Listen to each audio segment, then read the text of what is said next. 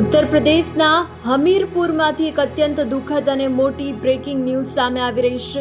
હમીરપુરમાં એક નિર્માણાધીન પુલનો સ્લેબ અચાનક તૂટી પડતા મોટો અકસ્માત સર્જાયો છે। આ ગંભીર દુર્ઘટનામાં ત્યાં કામ કરી રહેલા 5 શ્રમિકોના કમકમાટીભર્યા મોત નીપજ્યા છે। અહેવાલો અનુસાર આ ઘટના મોડી રાત્રે અંદાજે 2 વાગ્યાની આસપાસ બની હતી, જ્યારે પુલના નિર્માણનું કામ ચાલી રહ્યું હતું અને શ્રમિકો ત્યાં હાજર હતા। આ ઘટનાની ગંભીરતાને જોતા સ્થાનિક વહીવટીતંત્ર, પોલીસ અને એસડીઆરએફની ટીમો તાત્કાલિક ઘટના સ્થળે દોડી ગઈ હતી।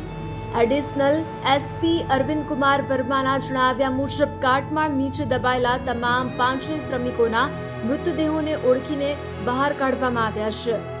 હાલ ઘટના સ્થળે ક્રેનની મદદથી ભારે સ્લેબ અને લોખંડના કાટમાળને હટાવવાની કામગીરી યુદ્ધના ધોરણે ચાલી રહી છે।